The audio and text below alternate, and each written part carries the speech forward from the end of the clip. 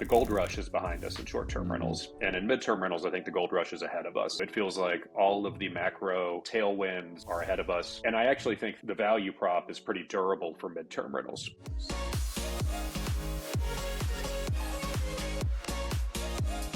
We are the Real Estate Robinsons.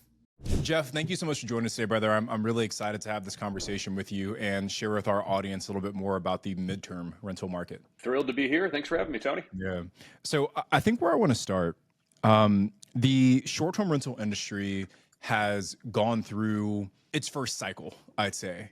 And when you think about, I'm in my mid-30s, so I'm old enough to have, somewhat experienced the dot-com boom and bust. Definitely the 2008 crisis, and obviously not to that extent, but the characteristics of the short-term rental industry are similar to both the dot-com and real estate, where there are a lot of early movers, people who were getting in when the going was hot, which then drew in a lot of other people who kind of inflated that industry, and then the bubble popped. And now that the bubble has popped, we're getting to this point of, I think, maturation in the short-term rental industry. My first question to you, Jeff, is where do you think we are in the midterm rental cycle? And do you think the same kind of popping of the bubble that happened in short term is bound to happen again in the midterm rental industry? No, I think we are much earlier. I mean, at some level, everything eventually has a bubble or a plateau. I don't think the short term, it's interesting. I think as a category and industry wide, it's not as though the short term bubble burst, but for 5 to 10% of everyone who's in the short-term category, it burst. And I think that's where there's this different dynamic, is that I think it's going to be slow and steady growth and probably low single-digit growth for a long time. But the gold rush is behind us in short-term rentals. And in midterm rentals, I think the gold rush is ahead of us. And so I always say, I got into the short-term rental game joining HomeAway in 2010, and this feels like 2010. It feels like all of the macro tailwinds are ahead of us.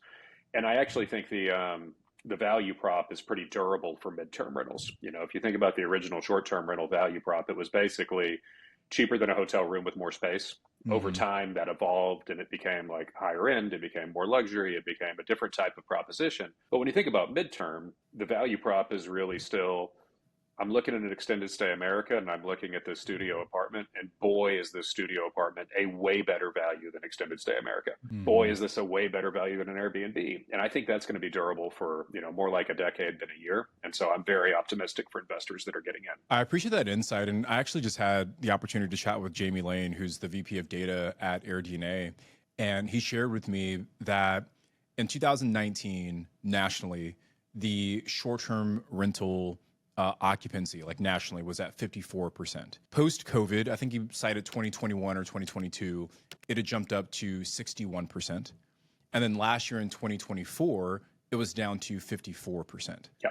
So we went from 53 up to 61, now back down to 54. And 2025 is pacing pretty well, slightly up from 2024 in most markets. So to your point, I also don't think that the short-term rental industry has ended. Obviously, we invest there. We're continuing to invest in that market. But I do think we're reaching this phase where a lot of the people who maybe weren't suited to be in this asset class to begin with have maybe now exited. Absolutely. Or at least handed operations off to someone who's more qualified to do so.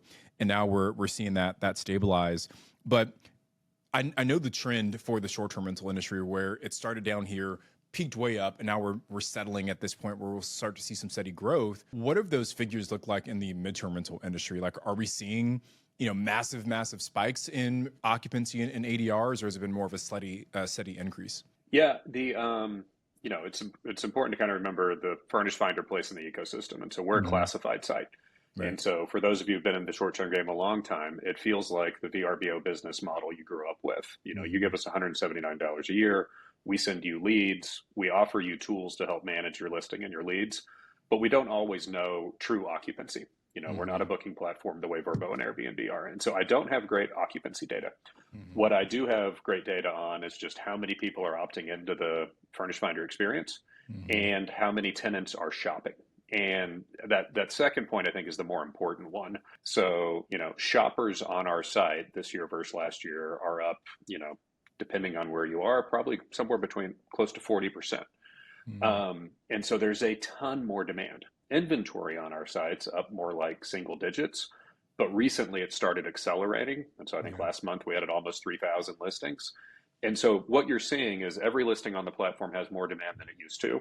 Mhm. Demand is still growing very fast. And because of that, I think we're going to start to see inventory start to catch up. But what's been most fascinating for me this year, the place where most of the new inventory is coming from is actually people who already have inventory. It's like they're Mm. seeing it works and they're adding more inventory.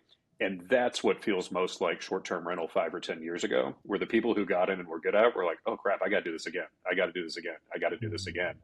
And now those people, like yourself, are like, I've done this a lot, but I'm not sure this next one's as easy as those Mhm. first 5, 10, or 20. And I think in the MTR game, you're still at that spot where you're in those first 5, 10, or 20. It feels easy and it feels like there's a lot of money to be made. The tailwinds driving that tenant demand are that we went from being a nursing platform to a platform that really serves corporate, relocating families, still nursing, and then also academics. And Mm. all of those are growing closer to like 70, 80%. And that's really fueling the growth. Healthcare is flat to slightly up, but it's honestly, it's more like short-term rentals. It's not a category you can depend on to go Mm. build the business and have, significant double-digit growth. Jeff, you mentioned a lot of really important points. First, you talked about growth in demand, right? Like the number of people coming onto the platform being, I think you said 40%, and growth in supply being still in the single digits. Like Yeah. that is a massive tailwind for folks who are on that platform because, to your point, it means there's currently significantly more demand than there is supply on that platform. And I know we're talking at like a national level, right? Yep. And this will vary from market to market, but still, it leads one to believe that there's still a lot of upside, as you mentioned earlier, For sure. in the midterm rental strategy. Now, the other point that you made that was really interesting was that the midterm rental space, I think, initially got its hype, especially during COVID, because of the healthcare industry and like traveling nurses. I feel like that's all I heard: traveling nurses, traveling nurses. But now you said it's expanded. Are there cities that you're seeing where maybe the demand is stronger than others? Like, is it the urban kind of centers, like the large metro Yep. cities? Is it the suburban markets that are doing better? Is it maybe like the smaller rural cities that don't have as much housing inventory to Right. house? Like, where are you seeing maybe the biggest spikes in demand on the platform? There's when you think about our use cases, corporate, healthcare, academic, and really families, but in particular families who are relocating, often for corporate. The places with the strongest demand exhibit those characteristics in spades. Seattle's a great example. Seattle's typically one of our top national markets in terms of the amount of demand we have for it. And Seattle's not one of the biggest cities in the US. Like, it's in Mhm. the top, I think it's in the top 10, but it's not in the top three. But they've got huge corporations, Amazon and Microsoft, and they've got a ton of universities, including UW, and they've got a ton of healthcare. And so they've Mhm. got all these. It's possible to basically be in Seattle and be serving three or four of our top five use cases in a way that's not as possible in a lot of other cities. When I think about it, of like, what's my strategy though? We're in a fortunate position where it's not like, oh, here's the thing that's working. Almost everything's kind of working, but they're working for different reasons. And so major urban's working often because the housing stock's a little bit overpriced or out of reach. And so there's typically more families coming in, and there's often more corporate coming through that are, inclined to save some money in this environment versus where they may have been in the past. When you look more suburban and rural, it's because there's not enough good housing supply available. There aren't the Mhm. same breadth of hotels. And frequently, and I think really critically for an audience that's maybe more used to short term rental, a lot of these places don't have great short term rental options because they're not leisure destinations. Mhm. It's not a place where you're trying to go vacation. It's the suburbs or it's Right. kind of more of a drive through town. And those places need this inventory for a different set of uses, and they need a different type of inventory than what succeeds on Airbnb. We're 70% two bedroom and lower. A fifth of the inventory on our site's actually a room rental. It's more of Mhm. a budget accommodation. It's for someone closer to the median salary in America than it is somebody at that like Verbo Airbnb, probably like kind of mass affluent or even affluent salary in America. And so you get to open up different, more accessible strategies. But I think it can work, I'd say, almost everywhere. And the place I'm actually least bullish on is the leisure destinations. It Mhm. is actually like your 30A or your Gatlinburg. There's a role for it, but I think those towns are still going to be primarily short-term rental because there's a bigger market attracted there. You hit on a very important point. That was actually my next question of like, what markets should we maybe avoid? And you talk about like the maybe more pure vacation play markets as places that midterm renting doesn't work. And we have properties mostly around national parks in the United States. and we had a property where our permit was just taking forever to get approved. Like the county was backed up. It was, usually takes like a month. We were on like month 4 of still waiting on this permit. And we said, okay, well, what if we just try and midterm rent this thing out while we wait for the permit to come through? And the market was just not meant for people coming to stay 4 months there. It's like no one wants to spend 4 months usually at a national park, Right. like they're in there for a few days and they go home. So we got very little interest. The interest that we did get was like not even close to what we needed to make it worth our while. So I love that point. But going back to what you're seeing in the markets that are working well for midterm, you talked about diversity of like industry, healthcare, business, right? Big business headquarters, and universities. Are those kind of the key things that someone should be looking for as they're vetting markets? Or are there any other indicators, whether KPIs, just any other data points that we should be considering to validate whether or not a city actually makes sense for the midterm rental? Yeah, I think the places I encourage people to start. I encourage people to start on the stats page on Furnish Finder, which is depending on when this airs on YouTube, is within a couple months of getting a pretty major refresh, and will be a lot more fulsome in like the amount of inventory we give.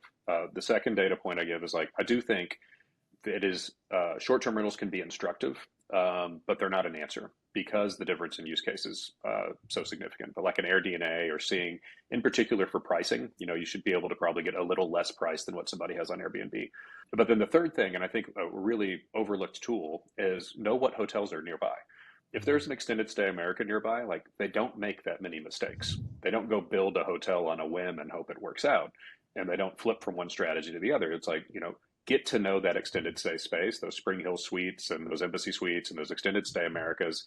And if you're near one of those, you've got a better indication that you're probably near a population who's actually looking for a product like yours. And you can start to think about, okay, well, if someone's going to spend $2,100 a month at a 580 square foot efficiency extended stay America, can I provide a better experience than them with a studio apartment and make money at $1,900 a month?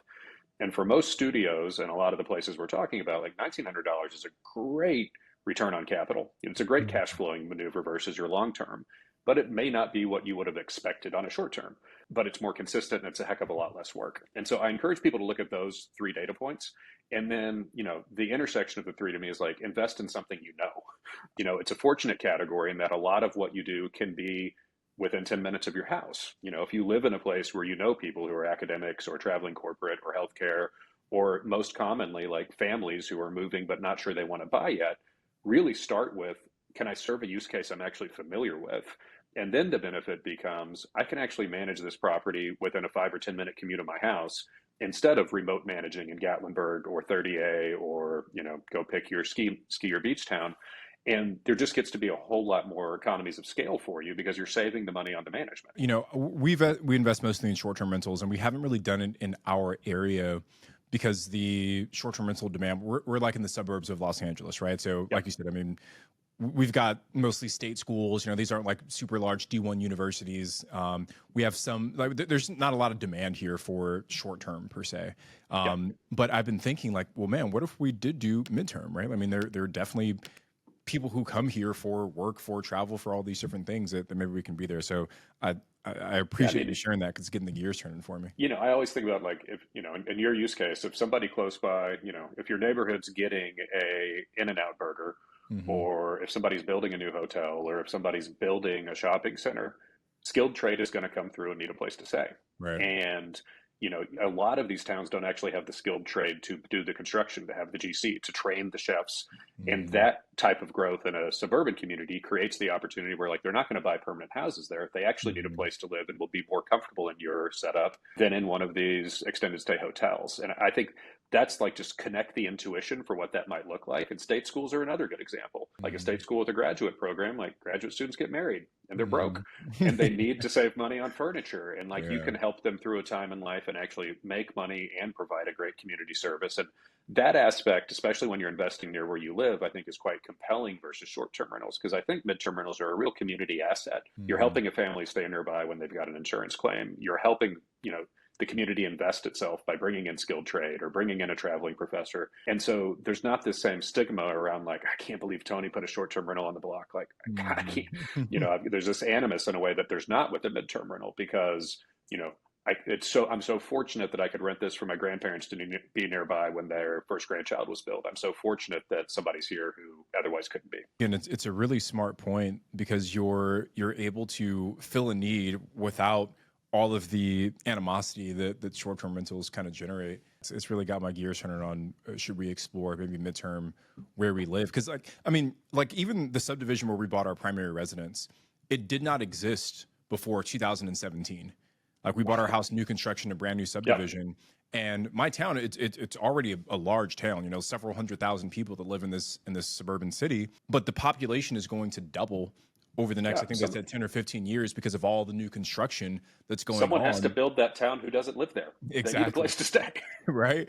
And we are one of the largest industrial hubs in California, or really in the country, where we have multi-million square foot distribution centers that are being built all around our area, and literally I see them all over the place. And you've just got my gears turning, man, on like what the opportunity is here. Let's talk a little bit, Jeff, though, about maybe the red flags. You mentioned vacation rental markets, Destin 30A, et cetera, probably aren't the best place to focus on midterm. Are there any other red flags that a new investor should be looking out for to say midterm rentals won't work here? I think beyond geography, and my caveat to the 30A type of point is like midterm can be a supplemental strategy to short term, an off-season strategy or shoulder season strategy. I think that's viable, but it doesn't replace short term. I own 3 short-term rentals, and in none of them do I have a midterm strategy in place. But if I had one in Michigan, I'd probably have a midterm strategy for the winter season. And so there's places like that where it can be supplemental. The other red flag I'd have, it's not about geography; it's actually about footprint. A lot of the most successful short-term rentals are 4 or 5 bedroom, high capacity, bunk room, and I'd say they've got a pretty expensive fit and finish. It's unlikely to get that to pencil in terms of a midterm rental. Both the fit and finish, where like we typically recommend for $5 to $7 a square foot, you can furnish your midterm rental. On a short-term rental, that might be more like $30 to $40 a square foot. And so you don't want to be over-invested for the revenue potential. And then the other thing is if you do have something that's like a 4-bedroom with a big bunk, or something that's really built to accommodate multiple families to get your ADR up, there aren't as many use cases in midterm where there's 13 people trying to come stay. I'd say it's typically like the large size would be a 5-person nuclear family. And if they're there temporarily, they may be fine in a 3-bedroom, 4-bedroom as a stretch. And so I'd really be thinking about those use cases of like, you're more likely to be looking at something that feels like, should I own 2 or 3 midterm rentals instead of a short-term rental? Because you can go buy a duplex or a quadplex and play with a format as an investment strategy for the same amount of money you would spend on a short term. The $5 per square foot is mind-boggling to me because, like you said, $30 to $40 a square foot is like the going rate to fit out a short-term rental, because not only are you getting furniture, but you've got the murals, you've got the amenities, the hot tub, the sauna, the pool, the this, the that, and all those things really start to add up. But to your point, if we've got 6 construction workers who are going to be here for 3 months, they don't need all of those bells and whistles, right? They just want a nice place to lay their heads at night. It needs to be dark at night. It needs to be quiet. It needs to be comfortable. The TV needs to work. And then over time, if someone asks for, hey, it would be really great if we had a crock pot, buy them a crock pot. Right. Like you might spend $50 and they renew for 2 months. Like outstanding. But you don't have to overinvest in the beginning and be like, I'm going to wow them with this feature. I've got a gelato maker and I can't wait to tell them about it. It's like, it's probably not going to be the difference maker. Right. So we talked about the kind of macro level. I want to focus a little bit more, Jeff, on the actual property. And, we talked a little bit about like finishing in the design, the amenities, and what we do need to do versus what we don't need to do.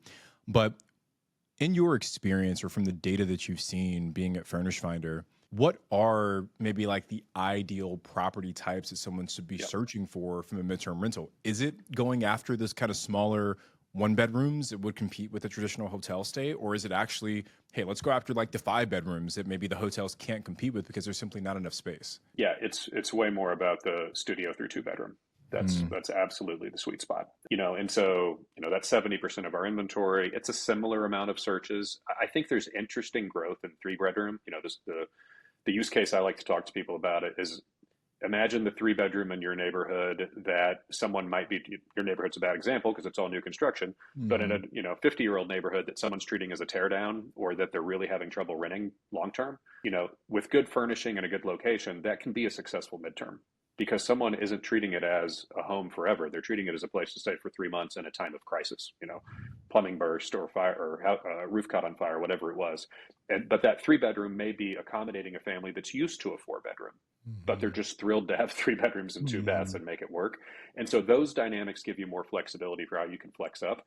I don't see a lot of success above four bedroom. And when I do, it's actually a co-living strategy where people are Mhm. buying a place and renting it out by the room for midterm. And I think that's an interesting strategy also. But the sweet spot's this two bedroom and less. And if you think about the filters that are most used on Furnish Finder, pets is through the roof important. It's not that the filter gets clicked that much more than short term. It's that in short term, people are sometimes willing to not bring their pets. If you're Mhm. traveling for 94 days on average, the dog's coming, the cat's coming. Like, they are Mhm. more than likely your companion. Like, they're an Mhm. important part of your experience, and you're not going to board them for 3 to 4 months. And so pets becomes way more important. And I think a little bit less risky, because the pet's going to get used to being there for 3 months as opposed to is just there for 3 days. The next one is parking. A lot of people are commuting, and convenient parking makes a big difference. And so, in the scenario where it's like street parking as available, I think that can be a big deterrent. You're really looking for the ability for someone to have parking, washer, dryer, hugely important. And then the things that are table stakes and short term, like, fast internet and Wi Fi, are still table stakes. You can cover a lot of ground in midterm with things that are actually cheap, like blackout shades. Mhm. And I don't mean like, custom made blackout drapes. I mean, blackout shades. You can do Mhm. things that, leaving a noise machine, things like that can move the needle a lot, because they do help someone enjoy the stay more. Jeff, I know some midterm rental folks who really specialize. Like, for example, I know someone who really just focuses on insurance relocations. And because that's her niche, she actually does target larger Yep. properties, four or five, sometimes six bedrooms, because that's where the need of the insurance kind of companies are. How much does strategy play into what kind of property that works best as a midterm rental? Totally. Knowing your persona matters a Mhm. ton. And so, what a traveling nurse typically has a stipend of somewhere around $1,600, $1,700. It's a different amount of money they're willing to spend than most traveling corporate, and quite a bit smaller than what a relocating family might have, and in particular, Mhm. a relocating family on insurance. And so I Mhm. think you've got to pick, what I'd call like your archetype of what persona you're hoping to serve, based on your geography, your price point, and where you are. And you can't assume that you're going to end up with a, family of six there on insurance claim for 6 months, and then a traveling nurse, and then a traveling professor. Like, they just have different use cases and different needs. The insurance, I think, it's really a fascinating strategy. For the most part, I think if you're going to be in the insurance strategy, Furnish Finder is part of your strategy, but you're going to be hustling more. You're going to be building relationships with placement agencies and making more calls for insurance, and really probably banking on lower occupancy but way higher average daily rate, because you're Mhm. willing to wait for the insurance claim and basically risk some vacancy to be sure Mhm. you're going to get a better ADR. And a lot of people do really well with it, but you probably have to be more invested in it as an operator than Mhm. if you're going to try and just turnkey for corporate or healthcare, or even relocating families. Two follow-up questions to that, Jeff. First, do you see Furnish Finder maybe playing a bigger role in actually facilitating those conversations between the insurance providers and the actual listings on the platform? Because we know that some of the folks who are at these relocation places are probably going on to Furnish Finder to find those listings.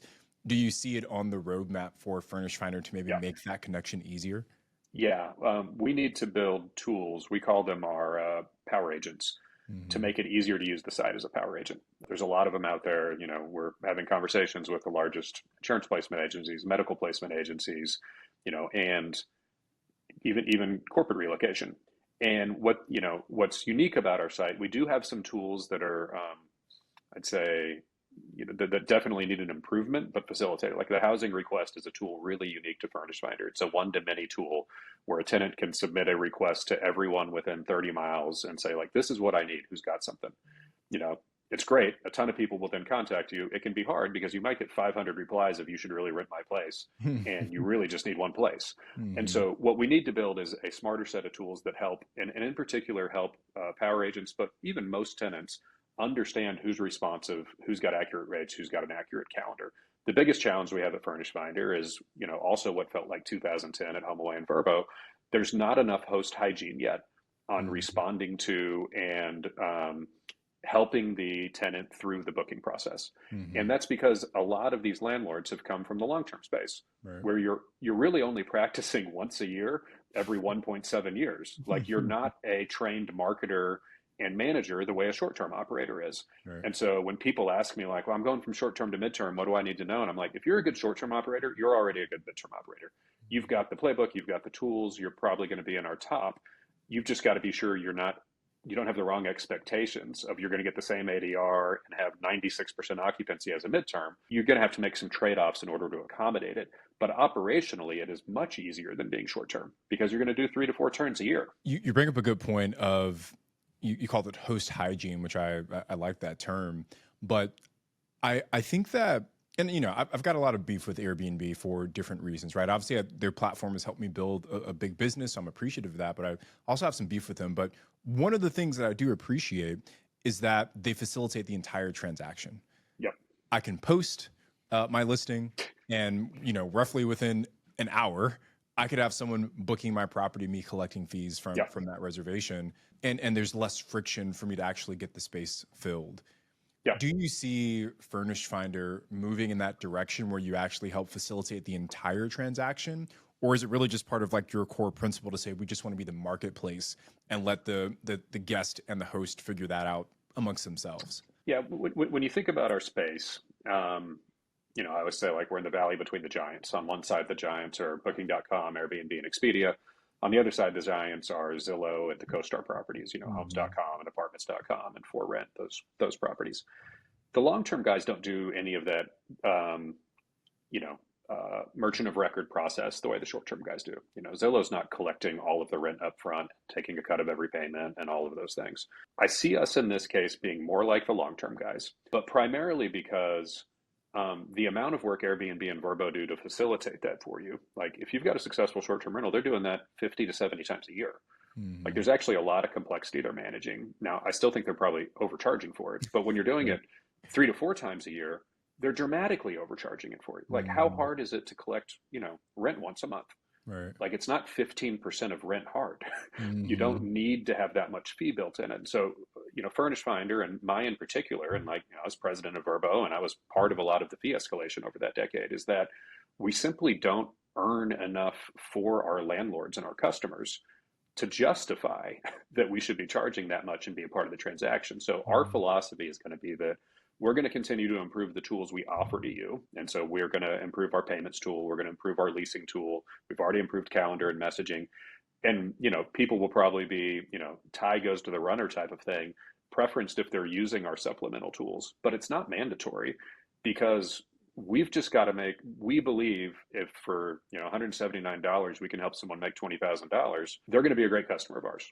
We need to go Mhm. help them make the money, and then we've earned the right for them to add another property or for them to use some more of our tools. But jumping into that, honestly, every OTA makes at least 10%, and it's often more like 15. That is the entire operating margin for a long-term rental. Like there's Right. there's nothing less to there's nothing left to give. And Right. so we think we've just got to be a lower rate. You talked about host hygiene. I want to circle back to that. What do you see the most successful midterm rental operators doing that the bottom 80% aren't? Honestly, it's gonna seem so basic to someone who's running a short-term rental property. Mhm. Good photos, thoughtful description, a headline that's more descriptive than it is like all adjectives, helping someone know Mhm. what they're about to click into. and then be super responsive. You know, if you're responding within an hour on Furnish Finder, you're in the top 5% of responsiveness. Wow. Whereas in Airbnb, you might be in like the middle 50% because Yeah. everyone's now either using AI or trained to respond within My minutes. And so, Jeff, my team, just side note, they have to respond within 2 minutes to any message that comes in. Like that's the KPI that we've set for our team internally. yeah, we recently did, you know, we recently redid our messaging platform. And one of the things we learned was that a third of tenants don't get a response on a message period. Wow. And so, like, you know, and it's like, wow, we've got to fix that. But if you're a quality short-term rental operator, like, how well can you compete in that space? Hmm. Like, you know, it's just going to be, it's an absolute bonanza of you're responding in 2 minutes and somebody else is responding in 2 days or 2 months or not at all. Like, you've got a great Mhm. chance of getting that booking. And Wow. so the fundamentals are still the thing that separates the great from the good. And the only exception to that is there's still no way to fundamental yourself out of the wrong property. Like you still actually need to have a footprint that makes sense and a fit out that makes sense. A big part of success in the short-term rental space, you know, like as you mentioned, the fundamentals. But once you actually have the property up and running, a big part of success is the actual pricing of the Yep. listing on an ongoing basis. And there are dynamic pricing tools out there like Price Labs, which is our preferred vendor for dynamic pricing. Does Price Labs also work in the midterm rental space, or Yeah. are there other data points or sources we should be looking at to make informed decisions around pricing? We recently published a webinar and a worksheet on this topic that I'd encourage people to look at. And so I'll come back to the Price Labs question, but Hmm. I think the triangulation is at least threefold. And so, like, the triangulation points are go shop Furnish Finder, Hmm. go shop the extended stay hotels nearby, and go shop comparable inventory on Airbnb. Hmm. And the bonus you can do to that to really dive in deeper is go shop Zillow or coastapartments.com long term unfurnished and add 30 to 50%. If you get those calibration points, you're going to have a really good feel what the opportunity is for you to, you know, to price this well. Price Labs has a tool for midterm. Um, because Price Labs is built on a short term profile, they've got way better data for short term. And so I think they're excellent at what should my midterm shoulder season or off season strategy be. I think they're excellent at what should my high season monthly discount be. They simply don't yet have enough data. And I really admire what Richie's building over there. And we're potentially going to partner with them on how we solve this so that they can have better data for the how do I price a midterm where Tony lives? Like Hmm. there's not great STR data. And so you've got to use long term benchmarks. You've got to use hotel benchmarks, and you've got to be a little bit more creative in how you go solve it. The only other thing I'd add, which I think gets overlooked for a lot of first time investors, is like price it to where you make money. And you've really got to know, you know, you're going to have utilities added, you're going to have some costs added that are common in short term, but that aren't common in long term. Jeff, this has been a really enlightening conversation for me. Just about, hey, it just gives me the confidence I could probably go in and have a really successful midterm rental, given everything that we've done in the short term rental space. And I'm sure a lot of the folks who are listening maybe feel the same way. But I think the last question that I have for you, or I guess two last questions, but one, what is maybe the biggest misconception that aspiring midterm rentals have about this industry that you want to debunk right now? That the pool of traveling nurses is both limitless and high budget and available everywhere. You know, like the most one of the most common complaints I get when I talk to customers is I signed up on Furnish Finder and I've had three great tenants and none of them were nurses and I don't think you guys are doing your job. And it's like, you know, like it's the expectation setting around. We were so good at that for so long that it's what people Yeah, expect from us. right. But the you know, there were probably 40% more traveling nurses 3 years ago than there are this year. Like Hmm. it's going to be a fine growing market. There's a real need for them. There's a real need in healthcare, but it's not going to be what it used to be. And for it to be your only strategy, you've got to be sure you're really dialed into being great at it. It does not come for free. Well, you actually kind of answered my second question as well. It's just like as we look forward into the midterm rental industry, what should folks really know about continuing to be competitive on that platform? But I feel like you hit it. So I guess the last question that I'll leave you with, then, Jeff, is if we kind of zoom out 30,000 foot view and we think long term, and I just asked Jamie Lane the same question about the short term rental industry, so I'm curious your take. But if we look out, you know, and he's an economist, right? So he loved this question. But if we look out like 30 years, what trends do you see really dominating the midterm rental industry moving forward? Jamie may be able to go 30 years. I'll give you 10. Yeah, okay, Um, that's good. so the things that I think are durably in favor of midterm rentals, trends that have been around basically my whole life, and I'm at least a decade, if not more, older than you.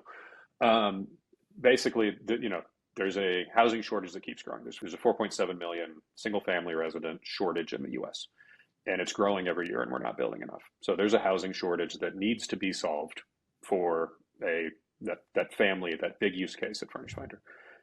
There's an affordability crisis, and that's tied to the housing shortage, but it's also about wealth bifurcation and how increasingly the middle class has less disposable income, and so you need to be able to creatively help house people.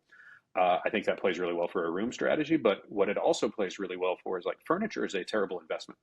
And especially when you're young and you're moving it around a lot and you might be buying it used, like renting furniture is a great idea and a reason why many people go to MTRs for their long-term needs. They move to them for 3 months and decide to stay in them. And I think that trend is also durable and like recently made more durable by a 25% tariff on upholstered furniture imports. And like there are things that are exacerbating that trend that I think make it more likely to continue. And then the last thing would be that I don't expect to ever have a mortgage in my life again that's at 2.3%, like one of them I have now. Like that dynamic's not coming back, which is also going to exacerbate the perception of affordability. Now it's going to be more affordability than the 80s and the 90s and then, a little bit of the early 2000s, but less affordable than what people thought about getting into it. And all of those get you to a place of like, you're solving a societal need of how do you help people live more affordably when you combine furniture and the need to be moving around the country. And so there's a lot of studies around, there's less mobility than there used to be. People are switching cities less often.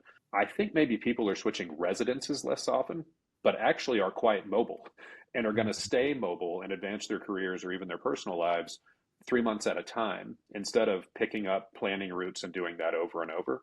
And that piece to me is what I found most fascinating versus my time at Vrbo and Expedia, where I used to hear Brian Chesky at Airbnb talk about the new way people living and that it's going to be live anywhere. And I kind of rolled my eyes as a Gen Xer. Now that I see the data, I think it's definitely true in millennials and will probably be true for Gen Z of like, they do live kind of month to month and aren't as invested in furniture and this dream of home ownership and a permanent residence. The other fascinating thing is that 70% of wealth is in Gen X and older. 70% of all the wealth in the US. And most of it's with baby boomers. And boomers are both healthier and more mobile, and they've got the ability to go live anywhere also. And that's going to be a fascinating dynamic of this kind of silver tsunami of are they going to go rent a place closer to their grandkids for 3 months out of the year or 6 months out of the year? Are they going to just live where it's warm in the winter and when it's warm in the summer, but not be buying those houses and leave them vacant? For the house they're in now, is it going to become one of these family midterm rentals or a co-living space? Like all of that stuff points to a world where the product and the opportunity, I think, keeps growing for the next 10 years. And then maybe you do get to a place where it's way more competitive, but you've still got a first mover advantage and understand it better. And so I'm very bullish on 3 to 5 years. I'm bullish on 10 years, and I wouldn't hazard a guess beyond that. But I do think it feels more like 2010 in the short-term game. And if you bought a short-term rental between 2010 and 2015, you couldn't help but win. Right. Like it was just the market was not sophisticated enough to price it right. And I feel that way about a lot of the studio through 2 bedroom inventory right now. There isn't a lot of institutional money chasing it. There's not the same type of professionally managed space or really sophistication there that are driving the prices up commensurate with the availability of tenants and higher rents. Jeff, that was an incredible explanation, and I can tell you spend a lot of time in this industry, and just in general, this is a really enjoyable conversation and enlightening for me. If folks want to learn more about you, where's the best place for them to go? If they want to learn more about the category, we publish a podcast called Landlord Diaries that's all about independent landlords and their stories and how they got started. I'd really encourage people to check that out. If they want to learn more about me, it's definitely LinkedIn. I'll check comments and get back to people, and that's where you'll see a lot of my thoughts on the industry and also Furnish Finder and, a lot on short-term rentals too. It's it's a huge part of my life and passionate about them. And it's not like I sold the 3 when I got into midterm rentals. Like thrilled that I own them. They've been fantastic. Yeah. Well, guys, Jeff Hurst, check him out. Really appreciate this conversation. That's it for today. We'll see you guys next time. Thanks so much.